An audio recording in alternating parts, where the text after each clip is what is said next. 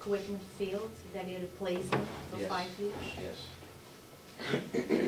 And the labor to replace it.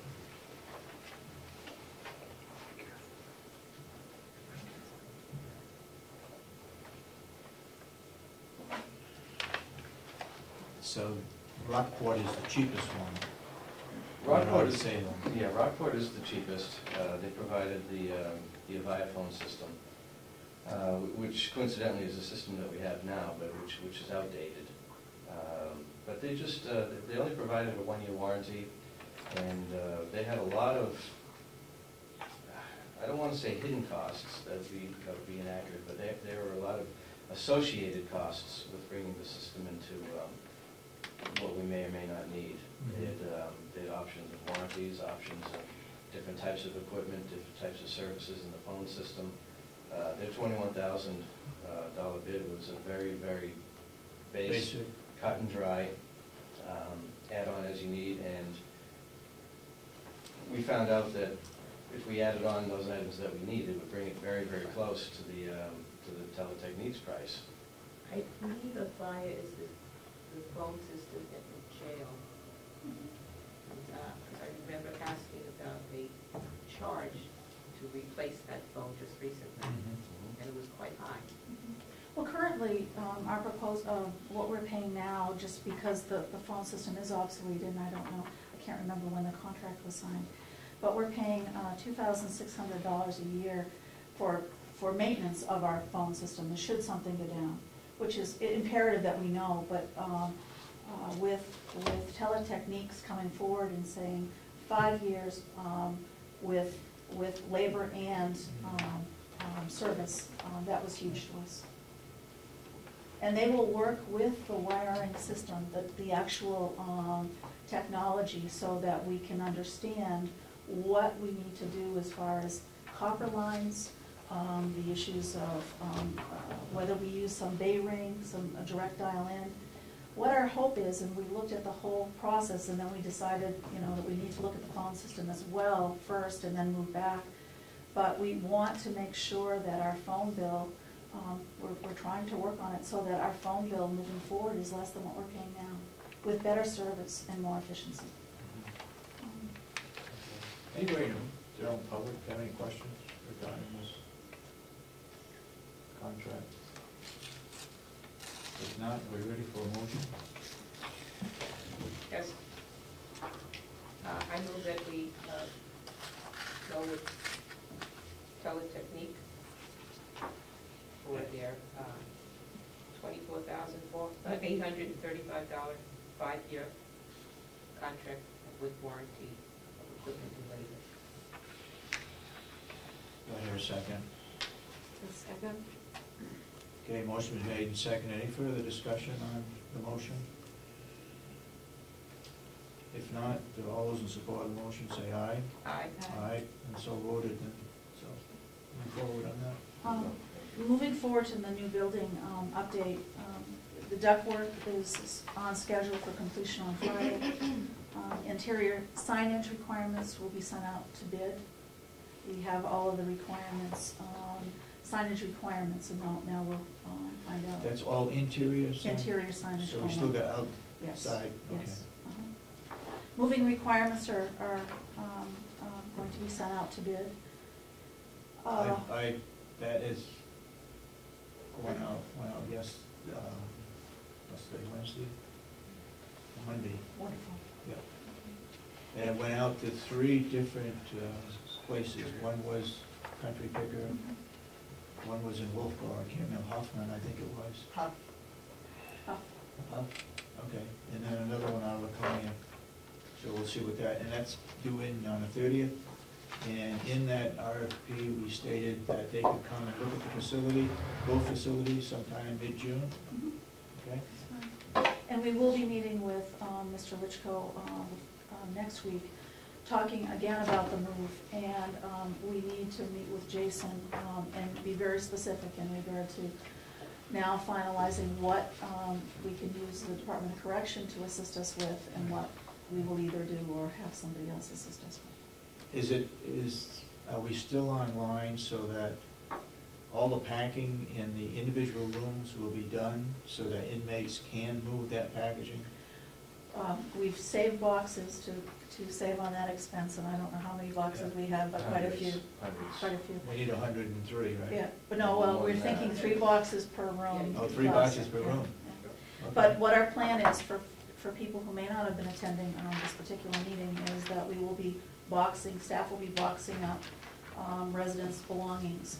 We will be taping and signing to make sure that they're secure. We know that there's integrity in the box. And again, we're not talking about valuables.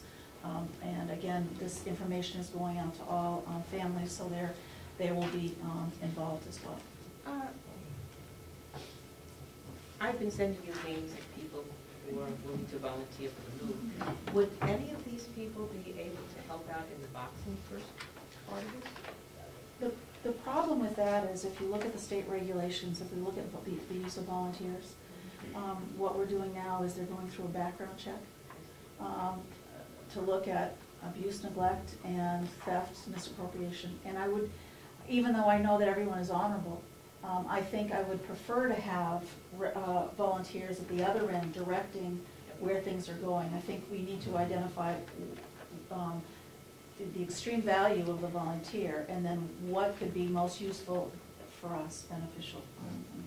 I'm assuming that you need quite a few volunteers in the new building as to telling the movers where to Absolutely. put things, which elevator to go up, which floor, and, okay.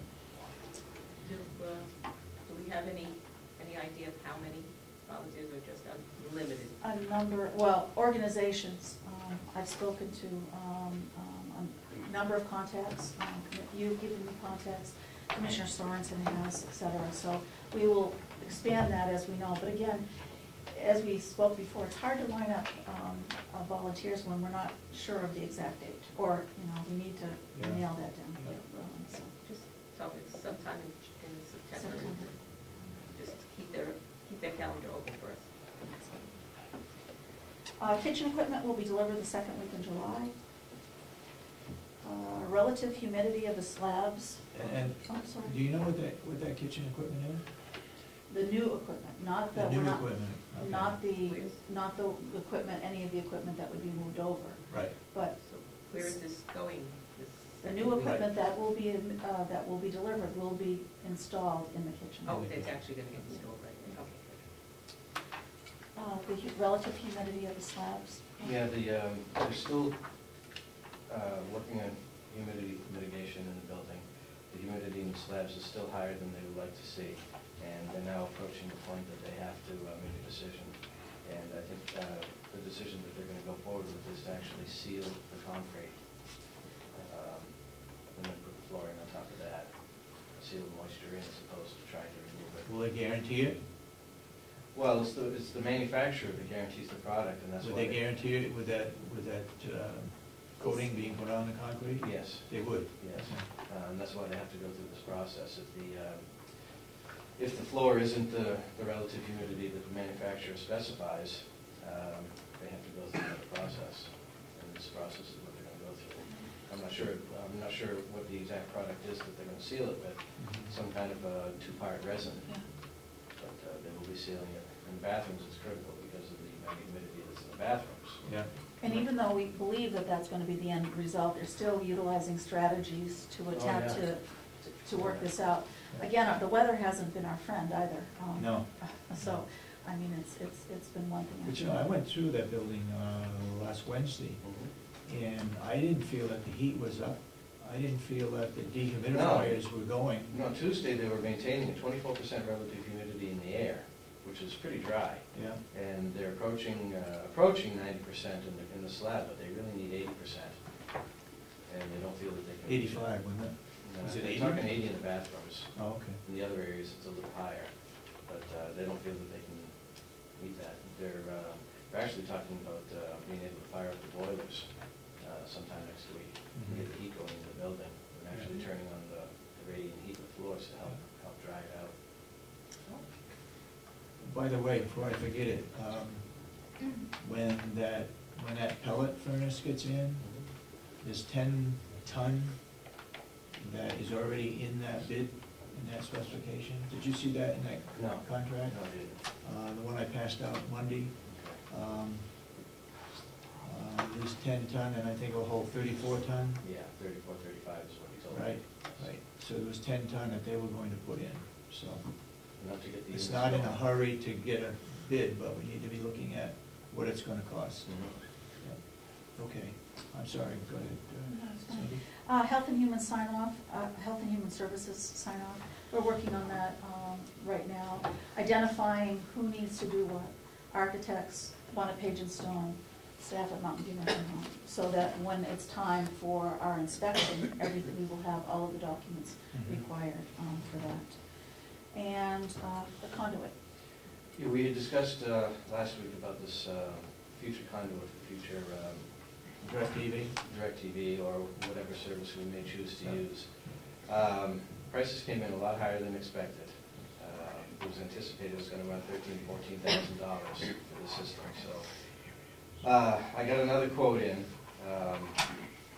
for PVC conduit, but it turns out we can't use PVC, and you told me that if you were to have to do it in the metal conduit, it would again approach that $13,000 to $14,000. So what we ended up deciding on at the construction meeting was just simply putting in a conduit from the boiler room, which is adjacent to the electrical room, up into the attic. And from there, we'd just be pulling bare wire to the locations that needed it. This is the bare minimum. It gets me out of my concern about not being able to do any future wiring in the building. Makes it a little more difficult, but we won't have to open any walls or ceilings. So they're going to go ahead with this. So it's metal conduit? It's a metal conduit, Yeah. 2-inch metal conduit. It's a short distance, maybe 20 feet total. I just told them to go ahead and do it. Yep. So it's Consolidated Electric It'll that's be putting that in? Consolidated Electric that will put it in. Okay. You got a bid from E&E, Yes. and they were up Yeah, his price for the PVC conduit was around $7,500. How much? $7,500. 7,500. Which was actually attractive. If he could have gone ahead and do it, I would have done it at that. Okay. But he said once, if I have to jump to EMT, then we put it up to above that $13,000 price. Okay. It's good to know that at least they were within the region. Yeah. Okay. Anything else? I have something for non-public. Non-public, yeah, we've got Chris on the agenda next. Go ahead, Dan. I got a few questions from people regarding the nurse overtime. I know we've talked about that before, but the suggestion that I've heard from people is why not hire some part-timers? And I also want to know how much of the $360,000, some odd dollars is spent on overtime because of the move into the new nursing home? It's part of that is there, but when people need to take vacation, the nursing home is different than a lot of other facilities where we are required to have people on staff. So when they go on vacation, when they have sick leave, personal days, whatever they have, we have to fill those positions. So that's where the overtime comes. And what we have suggested in the past, which has been working quite well, I believe, and that is we offer the overtime to our existing personnel versus going to Concord and getting a nurse out of a pool that costs us $75 an hour, which is more expensive than even overtime for a nurse. So, and it's not, I don't believe it's $350,000, it's more like $250,000 in overtime. The figures got mixed up somewhere, somehow, by somebody, but not in our budget. Sandy, you want to back that up? Well, and I will also ask Cheryl to weigh in on it. Cheryl, do you want to come up for a second? We also have per diems that we use quite frequently as well. Those are people who don't have any benefits, but the benefit is that they can pick and choose the hours that they want to work. So we do have quite a few people on that staff as well. So we do use them as much as possible. Yes, in fact, and I think I spoke at length in the delegation meeting when we were going through the budgetary process this year. The concern is we need to provide for education for the staff as they move into the new building. and we need to assist in the transition of residents and staff to make sure that it's a comfortable and safe environment. So that is